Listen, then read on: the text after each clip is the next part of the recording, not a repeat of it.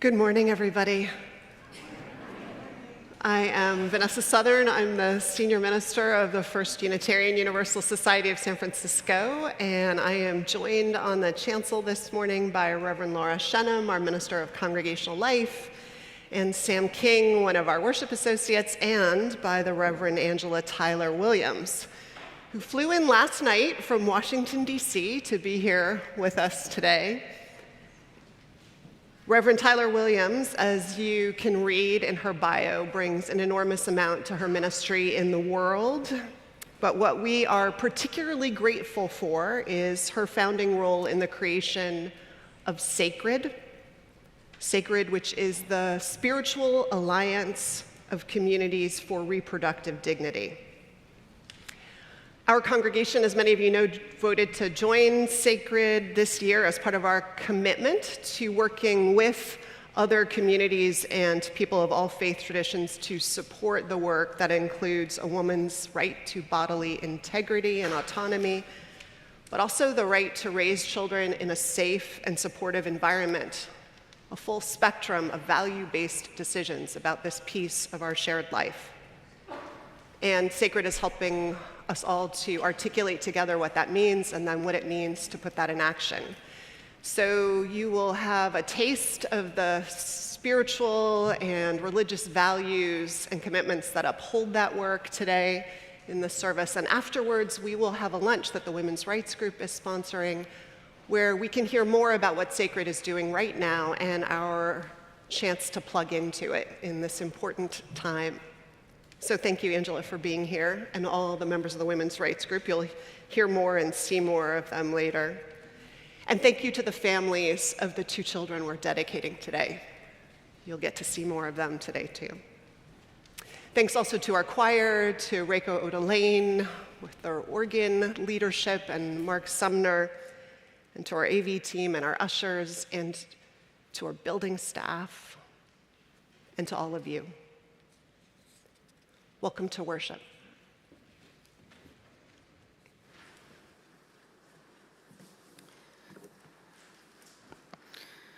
Unfortunately, Diane Allen is sick today, so I'm standing in her place. If she were here, she would welcome our first-time visitors to UUSF, both in person and online. She and we hope you have an order of service so you can follow along with worship.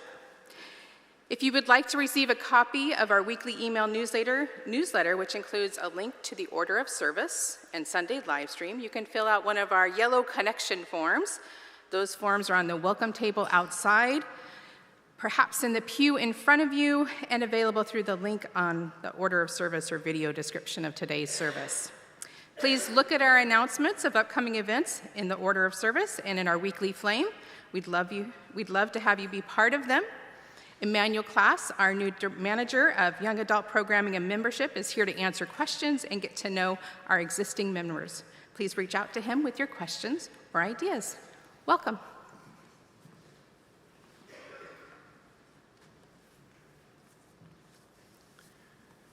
In Unitarian Universalism, we light a chalice as a symbol to call into this space all of us who are part of this community, near or far. Wherever this hour finds you, know that you are with us too. For those of you at home, please feel free to light your own candle or chalice if you have one.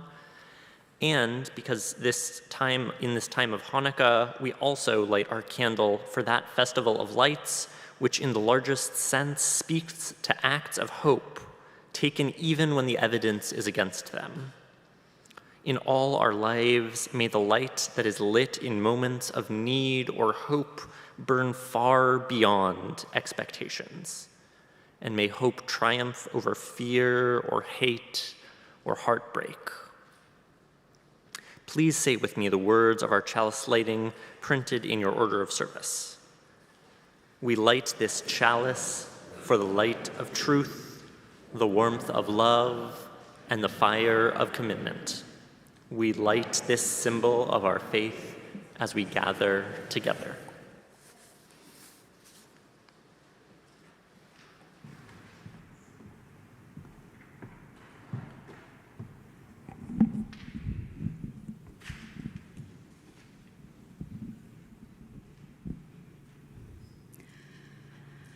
Come with me, and you'll be in a world of pure imagination. Take a look, and you'll see into your imagination.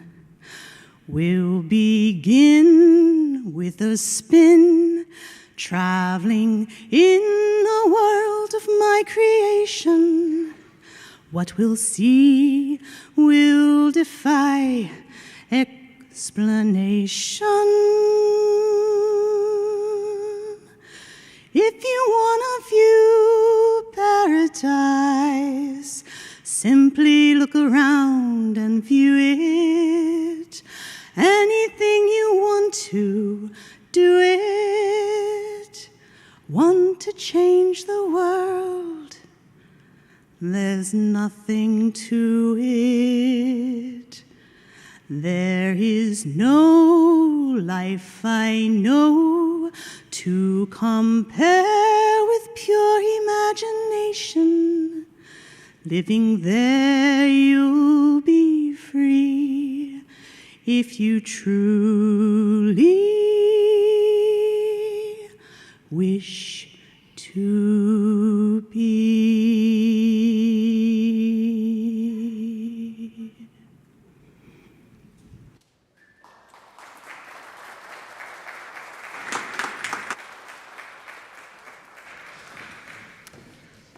Well, Shannon Warto, no sooner do you go down than you have to come right back up, but this time joined by Will and Tess. And I also want to invite Nick and Allison and Revel to come up and stand with Laura and me so that all of the people who are here can see all of you. Revel, please bring your banana up. I think it's important. Symbol of the fruit of life, which we are also celebrating. In all parts of the earth, since the earliest days of recorded history, parents have brought their children at an early age to a place of worship, sharing their joy and their dedication with the wider community. We come as parents in response to the sense of awe and wonder that our children bring into our lives, and also we come with the deep sense of obligation, possibilities, promise, beauty of it all, of their lives. Children come into the world naked of body, mind, and spirit, naked of knowing, dependent, and helpless. Parents have the awesome privilege to be the guides, companions, cheerleaders to these lives as they unfold. From your child will learn love, laughter, and speech. From your actions, your child will imitate movement and goodness, wisdom, courage, and openness. Parenthood is a sacred and holy calling, among the highest of all dedications we can make with and of our lives, to create life, to care for it with tenderness and courage, to steward the development of another's mind, heart, character, and the discovery of their own calling or callings. Above all, the power and business and ambition of the world, these lives must come. For what it will profit any of us to gain influence, riches, or fame, and lose our children and their companionship. Will and Shannon, Allison and Nick, in presenting your child at this service, you affirm your commitment to their lives. Do you promise, to the best of your ability, by your example, to care for your daughters so that they may grow and develop with confidence and security, guided by your wisdom and encouraged by you to trust their own, true to their own passions and values, finding what endures, like the deep peace of a life of integrity and service, guided in loving, connected relationships, like those they've learned first to know and cherish from you? Do you promise to show these daughters of your family all that you know of a life that endures with joy and meaning. I hope so. Let me ask the godparents of Rev and Tess to stand, Will's sister Carrie and husband Rob, Lily and Jamie Osborne, and I know there might be some grand god brothers here. You and Callum, if you want to stand. If you can all rise for a moment and just remain standing as we add other people to you. To the godparents, members of the God families, we know you have a special role, a steady presence in these children's lives, and you're guarantors of their safety and care. You have a sacred trust. To the grandparents, can you please rise also?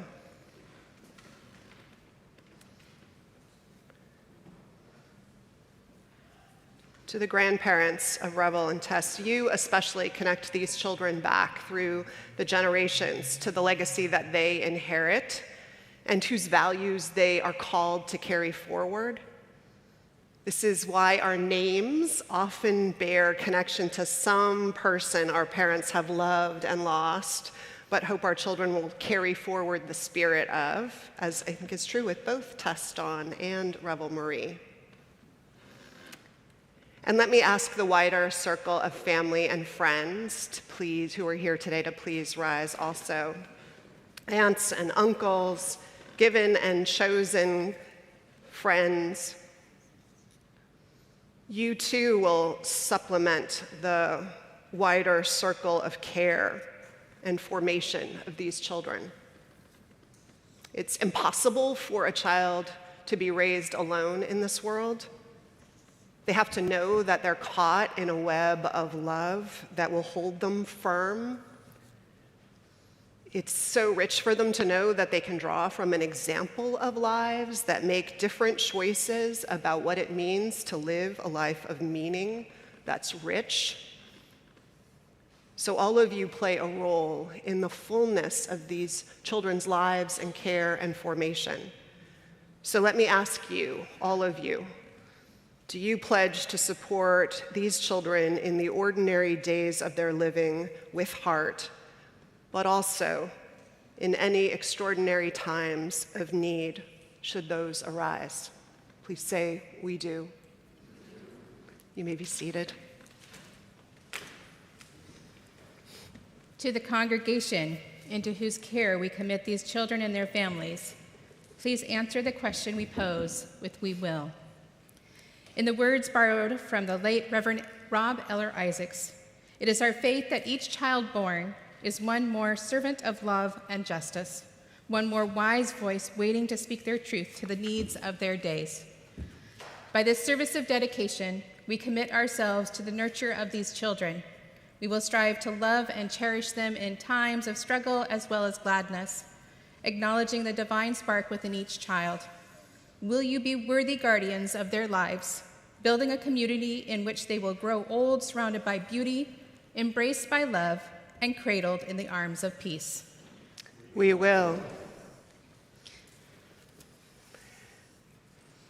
We'll talk to each of you separately. So Will and Shannon, can you please tell us what name you give this child? Yeah. Tess Dawn Warto. Tess Dawn Warto, with the touch of this water from Mother Nature's infinite sky, and the gift of this flower, the symbol of the unfolding of a beautiful life, we welcome you into this fellowship of all souls and dedicate your life to the, it doesn't matter what I say now, actually, because the service of truth and righteousness and love, words you will come to understand, with our lives dedicated to you in this journey. May you and those who love you be forever blessed, and the world blessed too, for this gift that is your life. Blessings. Nick and Allison, what name do you give this child? Revel Marie Pallone. Revel Marie Pallone. With the touch of this water, Can I put this on your forehead? Okay. from Mother Nature's infinite sky, and the gift of this flower, Do you want your flower, Rob? Yeah.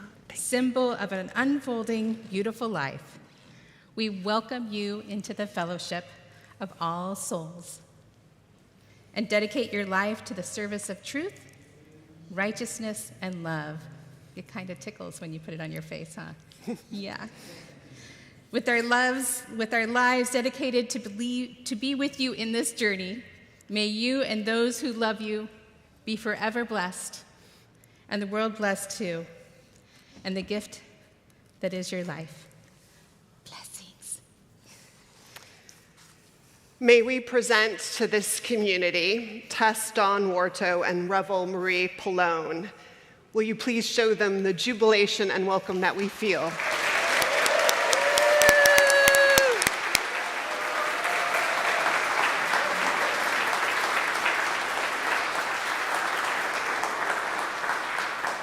Yes.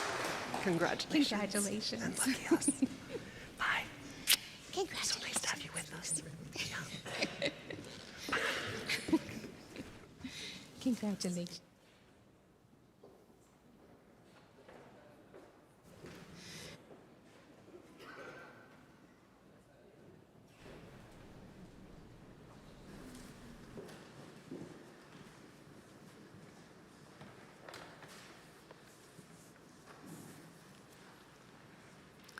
And now, please join me in saying the words of our unison covenant and sung doxology. The words are printed in your order of service. Love is the spirit of this church, and service is its prayer. This is our great covenant, to dwell together in peace, to seek the truth in freedom, and to help one another.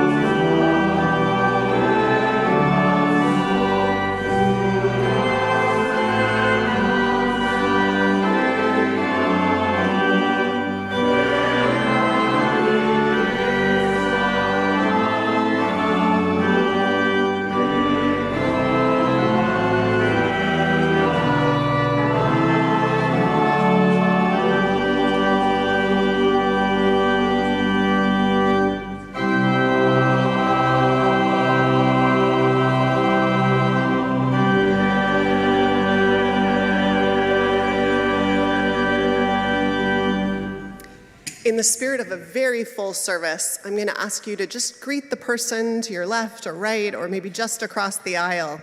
Don't get too carried away with the joy of it all.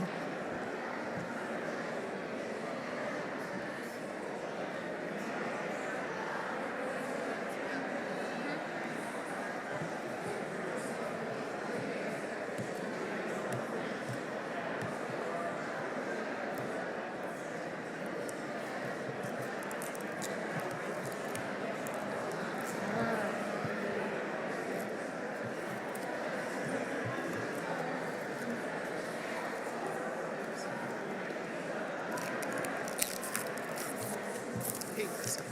Oh, yeah. I was afraid if I took it off early, you know, Murphy's Law. Something would happen. Right, something would happen.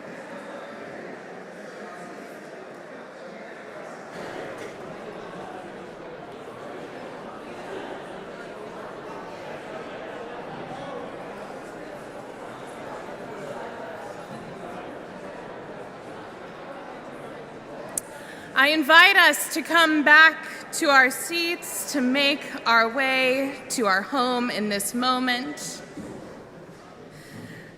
Good morning. My name is Reverend Angela Tyler Williams, and I am delighted to be with you today.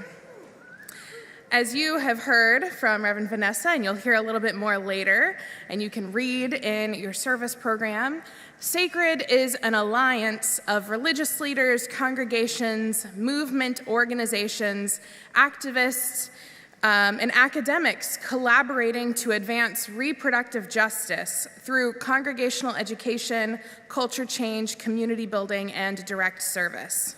And the core of SACReD's work is a national designation program where congregations and other faith communities engage in a process of education, reflection, and then a public commitment to reproductive justice.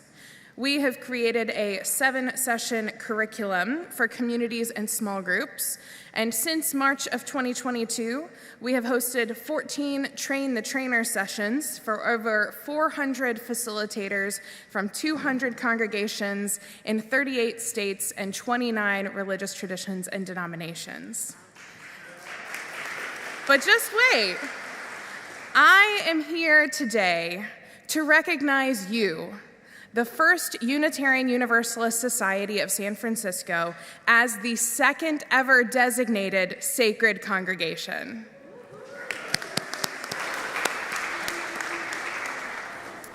In some ways, this is a long time coming. I want to particularly name Judy Strachan, Lori Lai, Louise Discarud, as some of the very first facilitators we trained back in March and April of 2022. They facilitated the curriculum in a weekend last year in October, and you had Reverend Dr. Daniel Cantor kicking it off with a keynote. He is the minister at the First Unitarian Church of Dallas and has been a part of SACReD's work from the very beginning. After an initial small group went through the curriculum, a team from that women's rights group opened up that designation process to all of you through a series of town hall forums. And this year, on June 4th, you unanimously voted to affirm the SACReD principles and commitments and to become a SACReD congregation. Our plan has always been for the curriculum to serve as a discernment process, a way for the congregation to figure out where they want to get active in the movement for reproductive justice. We make spaces for folks to learn so that they are better resourced to support where they want to, in places like spiritual and community care, religious education on reproductive justice, including reproductive justice in worship, like we will today, direct service to patients and supporting clinics, as well as advocacy and community organizing. If you want to learn a little bit more of those action pieces, stay for lunch and I'll talk to you about them. But for right now, I invite anyone who is in that women's rights group, if you will come on up, I have got a gift for you. Is there anyone here? If they're not here, it's because they're getting ready for this luncheon happening later. So anyone who's here, come on up, come on up.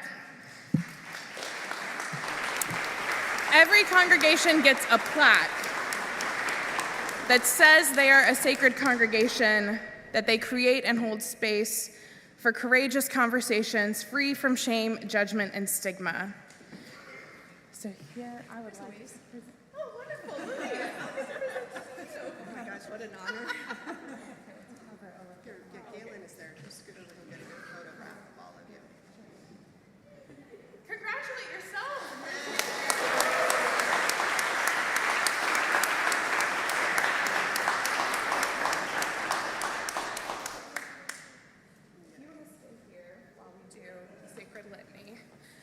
You will find in your program there is a SACReD litany, so I invite you to join me in this responsive reading.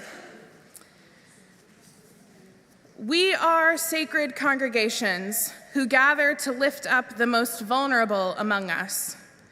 SACReD congregations stand with Black Lives Matter and all immigrant communities.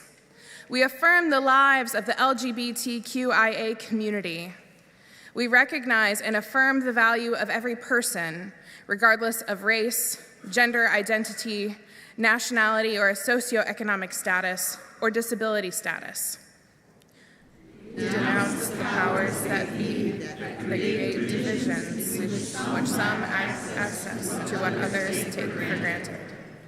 Sacred congregations seek to create a more just and inclusive world in which all can flourish and thrive.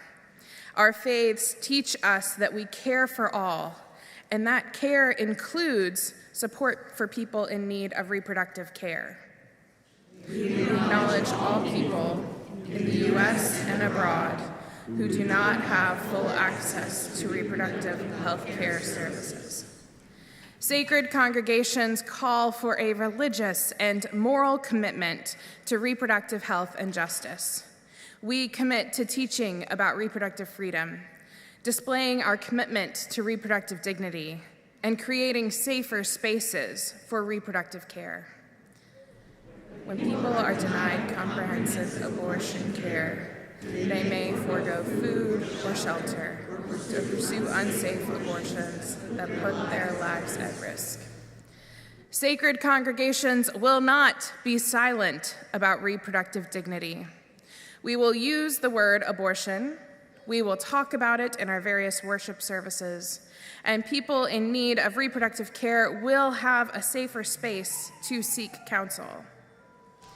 We know that protecting the rights of all requires our voice and our commitment. Sacred congregations make space for the disadvantaged to have a voice and pledge to work until all people have the reproductive health care they need and deserve. We are sacred congregations. Thank you.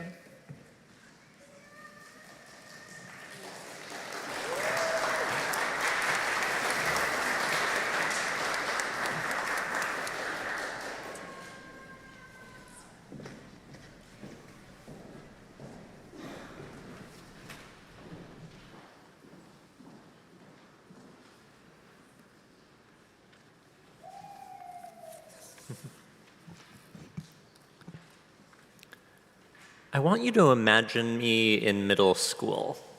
A little bit less facial hair than you see now. I skipped a grade, so at this point I was quite small. And I also didn't have a care in the world. I work in politics now, but back then my main concern was video games. In one class we were supposed to read the news, pay attention to current events, and I barely knew that John Kerry was the presidential candidate at that time, much less anything to do about global warming or wealth inequality, the criminal justice system, or reproductive justice. But I have an older sister, 7 years older, and she's always been engaged in social justice work of all sorts. And one day when she was driving me home, she gave me the talk. You know, the pro-choice talk. I don't remember any of the details. I think I was at that age where my response was probably one word, okay. But because of that conversation, even before I really knew what a Democrat or Republican was, my first political philosophy was as a feminist. This part of my relationship with my sister wasn't a one-off. She's a queer woman of color, so she would also tell me about LGBTQ+ rights, about racial justice and other issues. She invited me to events like queer proms and the vagina monologues.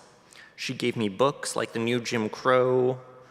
And it wasn't always social justice related either. We would also just play games together or go to concerts, eat food. We still do all of those things because all of them are part of our relationship with each other. And those things might all seem different, spending fun time together versus racial justice, LGBTQ rights, reproductive justice. But to me, they weren't different. It's not just that all oppressions are interconnected. It's not just the Emma Goldman quote that if I can't dance, I don't want to be part of your revolution. But to me, all of that was related to my relationship with my sister. The fun stuff and the heavy stuff. Justice for one group of people and for another. I think in UU circles, we often spend a lot of time in our heads, And when we're thinking about things like reproductive justice, we think about all the rational reasons why it's important for people to have autonomy over their bodies, or the historical reasons, or arguments and rebuttals to people who have behaved hypocritically or inconsistently. But the thing that brought me to support reproductive justice wasn't any rational reason, though there are many. The original reason I supported reproductive justice was human connection, my relationship with my sister. There's a lot of ways to do justice work, but I try to follow the example that my sister set. Not leading with numbers and documentaries, but instead focusing on my relationship with another person, caring for them, dancing with them, being invested in their life, respecting their inherent worth and dignity, even if they don't know all that much about politics, and at some point, being vulnerable with them, sharing my values and what's important to me, and why I care. Not just because of how many people are affected, but because of how I'm affected. Not asking somebody to support a movement, but asking them to support me.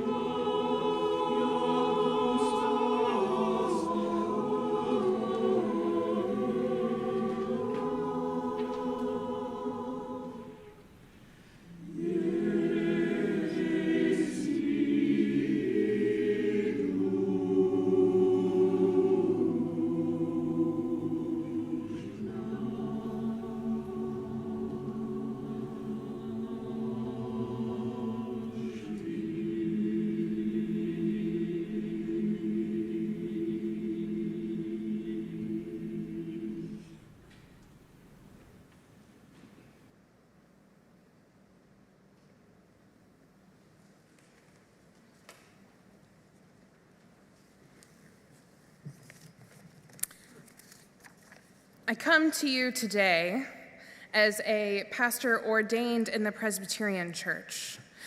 And I know we are in a UU space, and so we are not going to confine ourselves to one particular tradition, but I share this reading from my tradition in a time of the year that we call Advent, 4 weeks leading up to Christmas, where we celebrate the birth of Christ. And so I bring to you a reading from Luke chapter 1, verses 26 to 56, when we learn a little bit about the story of Mary, Mother of God. In the 6th month, the angel Gabriel was sent by God to a town in Galilee called Nazareth, to a virgin or young woman engaged to a man whose name was Joseph of the house of David. The virgin's name was Mary, and he came to her and said, "Greetings, favored one, the Lord is with you." But she was much perplexed by his words and pondered what sort of greeting this might be. The angel said to her, "Do not be afraid, Mary, for you have found favor with God. And now you will conceive in your womb and bear a son, and you will name him Jesus. He will be great and will be called Son of the Most High, and the Lord God will give to him the throne of his ancestor David. He will reign over the house of Jacob forever, and of his kingdom there will be no end."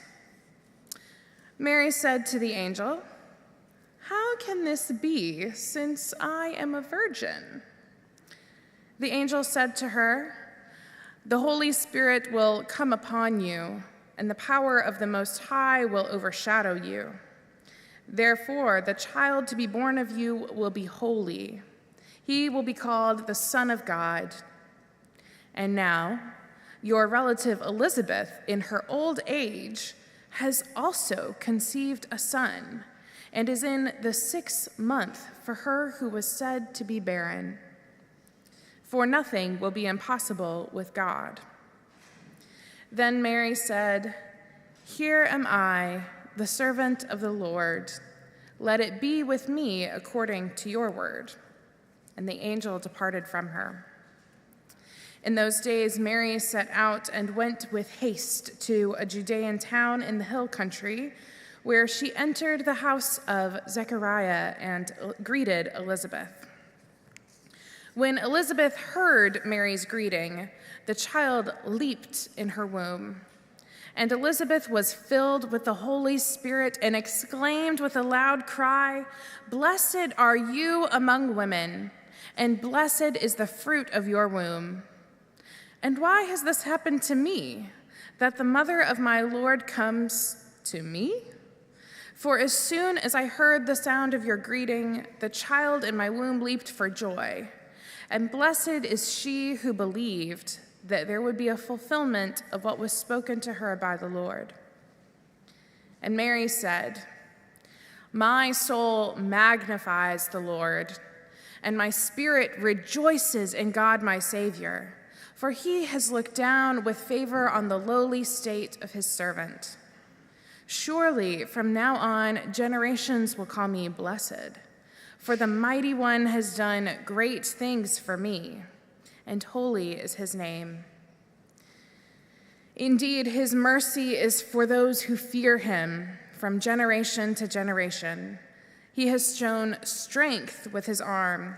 He has scattered the proud in the imagination of their hearts. He has brought down the powerful from their thrones and lifted up the lowly. He has filled the hungry with good things and sent the rich away empty. He has come to the aid of his child Israel in remembrance of his mercy, according to the promise he made to our ancestors, to Abraham and to his descendants forever." And Mary remained with her about 3 months and then returned to her home. This is the word for the people of God.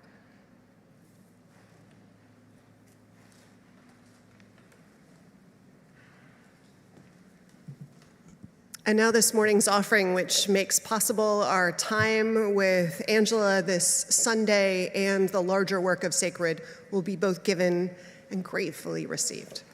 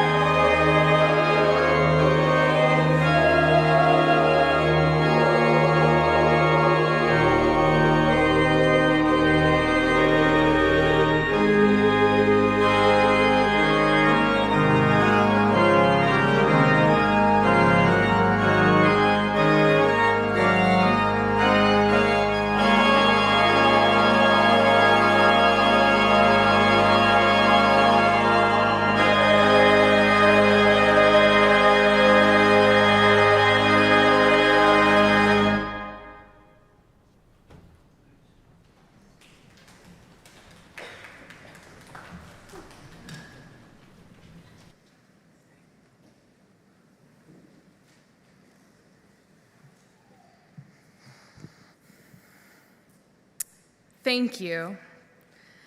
Thank you to Judy Strachan, Louise Diskerud, Lori Lai, Reverend Vanessa Southern, and the entire First Unitarian Universalist of Society of San Francisco for inviting me to be with you in worship this week. I'm grateful for the opportunity and for the fellowship, and I look forward to exploring our text together and sharing with you a little bit more about SACReD, our work, and how you might be a part of it. Before we begin, I do want to name that we will be talking about pregnancy in this sermon, and if that is a sensitive topic for you right now, I invite you to take care of yourself, and if you need to step out, please do. As you've heard already, SACReD is an alliance. We're a multi-faith, multiracial, national alliance of folks working for reproductive justice. We ground our work in a vision that in a sacred world, religious communities shift the culture to make reproductive justice a lived reality. Our mission is to create and equip a network of spiritual communities with liberative religious education and practices that shift our culture to advance reproductive justice. We affirm bodily autonomy and moral agency. We celebrate healthy sexuality, and we advocate for reproductive dignity to support the flourishing of all people and families. Now, when I say reproductive justice, I want you to be clear what I mean. The reproductive justice framework was developed by 12 Black and Indigenous women in Chicago in 1994, who recognized that a narrow focus on health or rights was not enough to meet the needs of their communities. What good is a right to choice if people couldn't access the care that they needed? If they didn't have reliable transportation to get to a clinic? If they didn't have childcare to take care of the children they already had while they were going to their appointments? If they really wanted to continue a pregnancy but knew that the job that they had wasn't going to pay enough to feed another mouth? The founding mothers of reproductive justice define it with the following 4 tenets: the human right to maintain personal bodily autonomy, the human right to have children, the human right not to have children, and the human right to parent the children we have in safe and sustainable communities. This framework is broad, it's intersectional. It combines human rights, social justice, and reproductive rights, all through the lens of Black feminism. It shows me that all of our causes for justice are interconnected and fit in some way under that reproductive justice umbrella. And as you know, this work is crucial at a time like this because we are up against a coordinated 40-year campaign that has co-opted a very narrow understanding of Christianity and weaponized it to build conservative, right-wing political power. This power is rooted in control, patriarchy, sexism, racism, and domination. It takes a narrow interpretation of my tradition, Christianity, and uses it to manipulate culture and public policy to apply that particular understanding onto our entire country of 300 million people who have different beliefs, different values, religions, and cultures that we bring to our pluralistic democracy. Because we are clear where the attacks on democracy, bodily autonomy, family and communal values, and justice come from, it is essential that we address these arguments and talking points head on. It is imperative that justice-minded people of faith and conscience do not give up the moral high ground to these particular actors operating in bad faith. That's why SACReD's work is primarily in culture change. We know that a majority of many people of faith from a variety of traditions across this country believe that abortion should be legal in all or most cases. But that's not the story that we hear in the culture. SACReD is multi-faith, multiracial group, and I come to you today as Angela, a pastor born, raised, and ordained in the Presbyterian Church, U.S.A.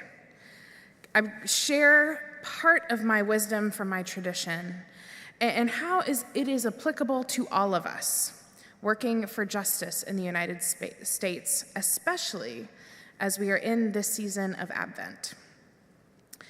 And so I bring this lens of reproductive justice to my reading of the sacred text, like this story of Mary and how she comes to be the Mother of God. I also need to give credit to our good partners at Soulforce and Reverend Alba Onofrio.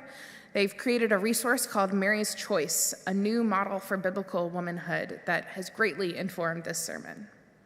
So let's dive in. I imagine you have an image of Mary in your mind. Even if you don't consider yourself a Christian and never have, she probably has light skin, brown hair, is wearing blue, holding a sweet, tender, mild baby Jesus. In art, she is often depicted with her head bowed, eyes down, which shows her quiet, pious, meek and mild, sexually pure Virgin Mother. Her virginity redeems her womanness, and she has been held up as a model for biblical motherhood, shaming women across the ages if they do not live up to this chaste example. But I invite us to take another look at Mary and this story from Luke. Let's see where we can see glimpses of good news, justice, and liberation to apply to our lives today as we read the story through that lens of reproductive justice. The story I read earlier is in 3 parts: the Annunciation, when Gabriel comes to Mary; the Visitation, when Mary goes to visit Elizabeth; and then the Magnificat, Mary's song of praise. The story opens and places Gabriel, God's angel messenger, sent to Nazareth, a town in Galilee, far from the center of power, Jerusalem. Nazareth is a backwater place in the middle of nowhere. So what is God up to sending an angel over there? The text identifies the subject of our story as a virgin, which, as we know, has some sexual overtones, but that's a translation choice. The word really means young, unmarried woman or virgin, but it's clear that translators made an interpretation decision by focusing on the sexual status of the young woman. And I might ask, what does that have to say about our translators more than it says about Mary in this moment, but that's another time. We learn that she is engaged to Joseph of David, which is an important connection. David was the king of Israel many, many, many generations before. His story is told in the Hebrew Bible. And similar to Mary, David was an unexpected choice, as he was the youngest of 7 sons and simply a shepherd when he was anointed to be a king. We finally hear Mary's name when Gabriel greets her. Mary is a young, unmarried, but connected to a man, Joseph, Jewish woman in the Middle East, and Gabriel, messenger of God, comes to Mary directly. Gabriel does not come to Joseph. Gabriel does not come to Mary's father, who would be the men in charge of her. He comes to Mary because she can speak for herself. She can decide for herself how to respond to this message from God. At first, Mary is perplexed. Who is this? Gabriel, why are they here? What could they possibly want with me? Gabriel, like other angels, urges her not to be afraid, even though this is probably the most terrifying moment of her life. Okay, Gabriel. But he's clear with her. His presence is not to be coercive. It's not about punishment.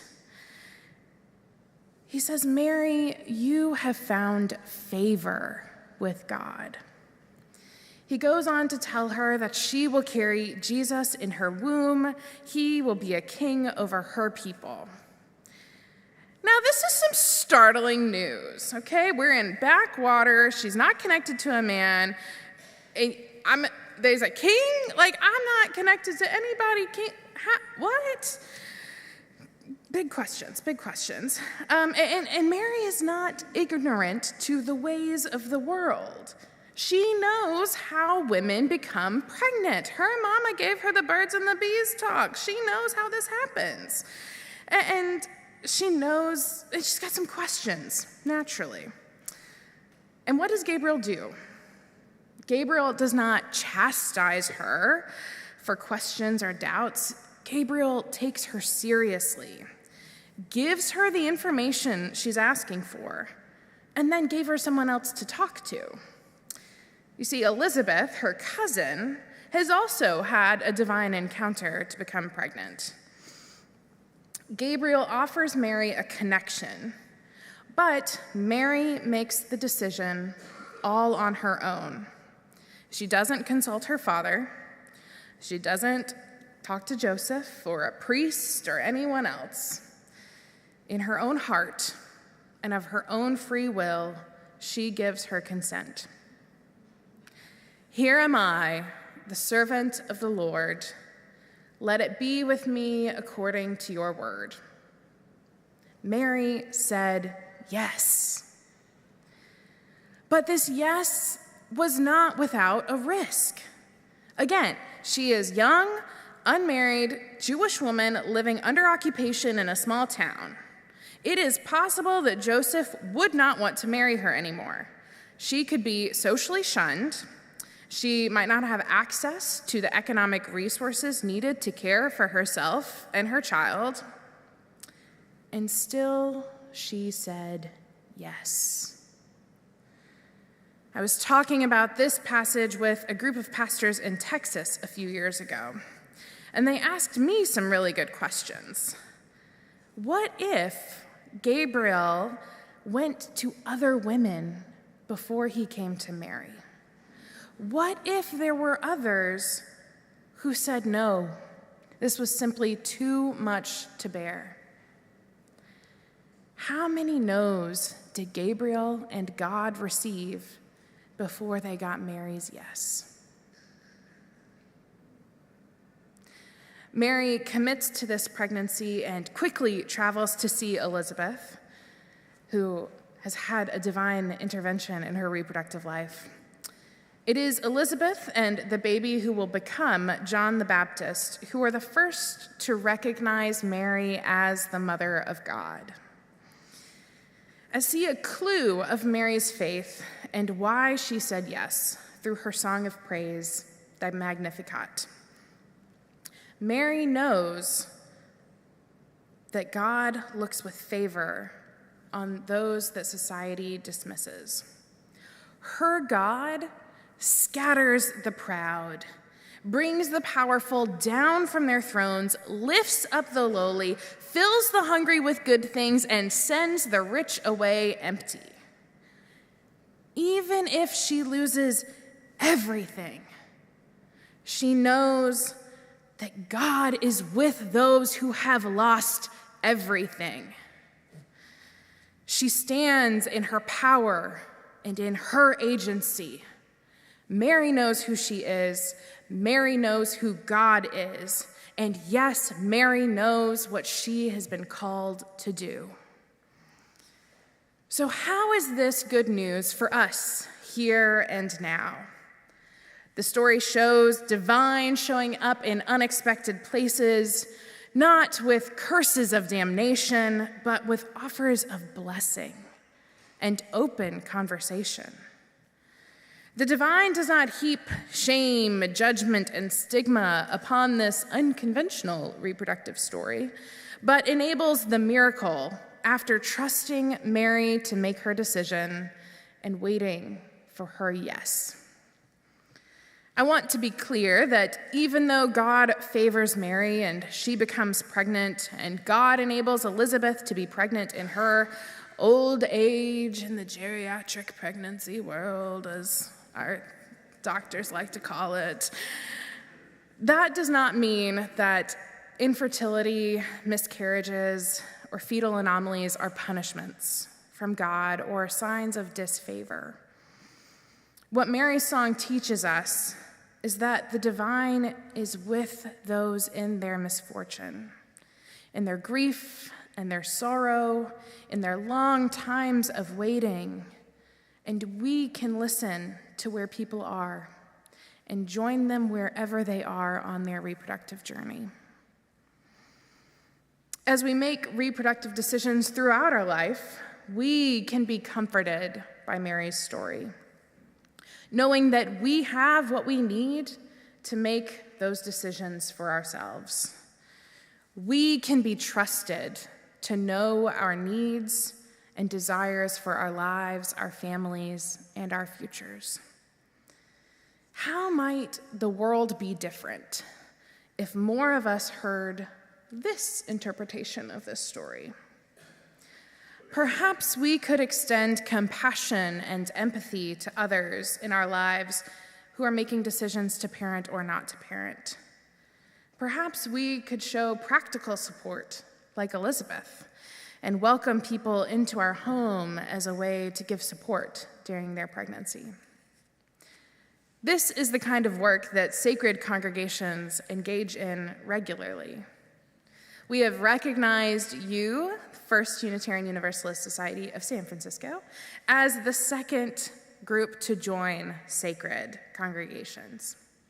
You have already engaged in this process of education, reflection, and public commitment to reproductive justice.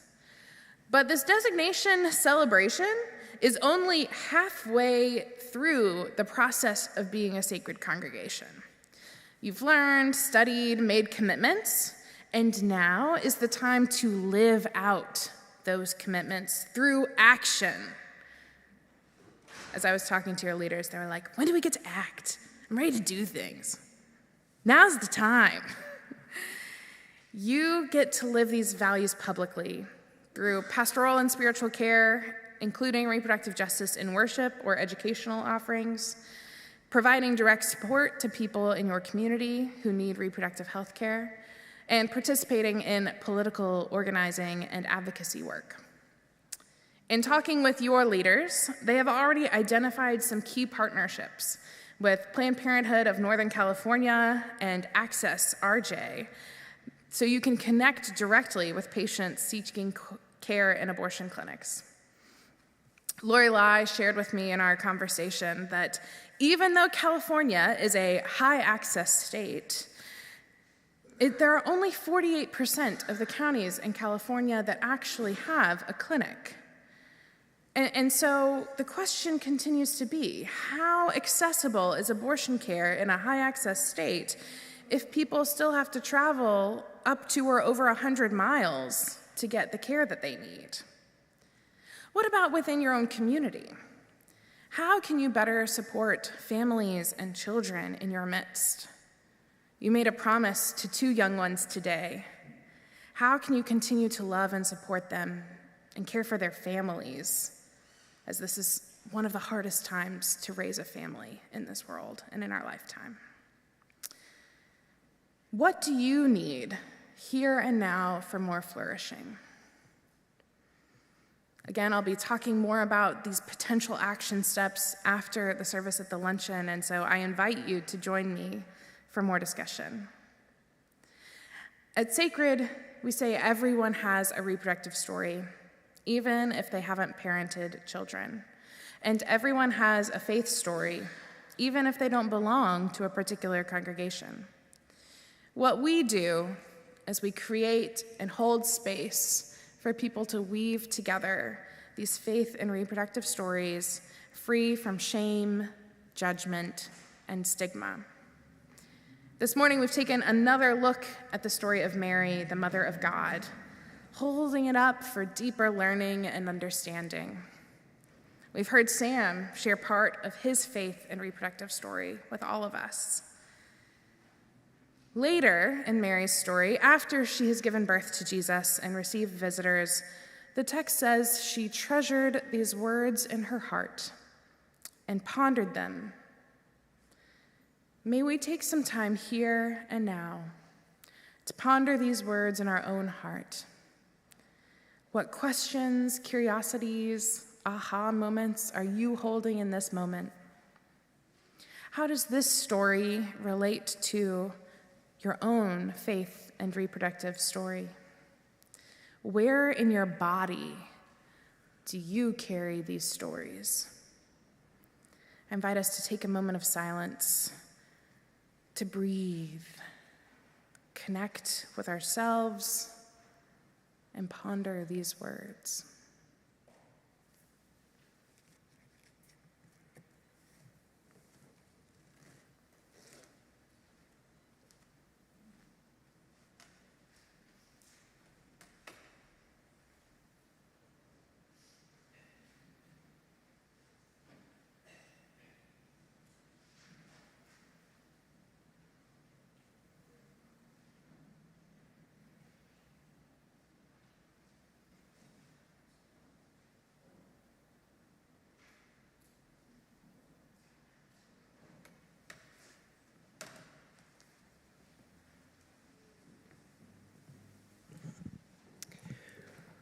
One way to look at the entire journey of a life of faith and growing a soul, especially as the Universalist part of Unitarian Universalist, is asking, what does large love ask of us in this moment in our lives and the world?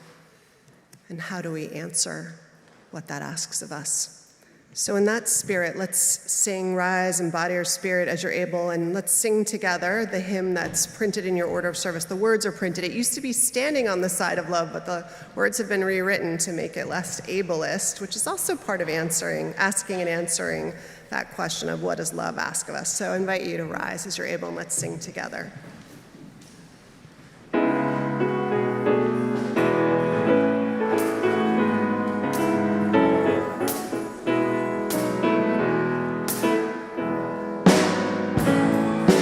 Promise of the Spirit, faith, hope, and love abide, and so every soul is blessed and made whole. The truth in our hearts is our guide. We are answering the call of love. Hands joined together as hearts beat as one, emboldened by faith we dare proclaim, we are answering the call of love. Sometimes we build a barrier to keep love tightly bound, corrupted by fear, unwilling to hear, denying the beauty we found. We are answering the call of love. Hands joined together as hearts beat as one, emboldened by faith we dare to proclaim, we are answering the call of love. A bright new day is dawning, when love will not divide.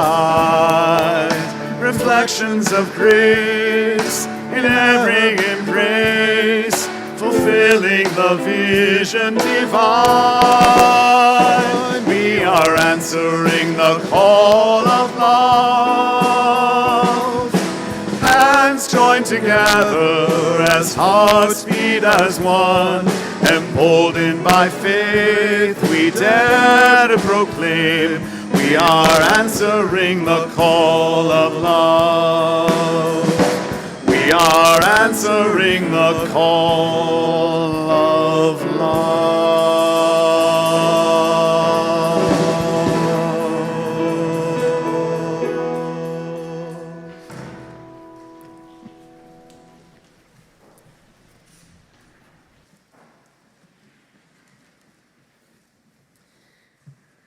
Friends, we have come together.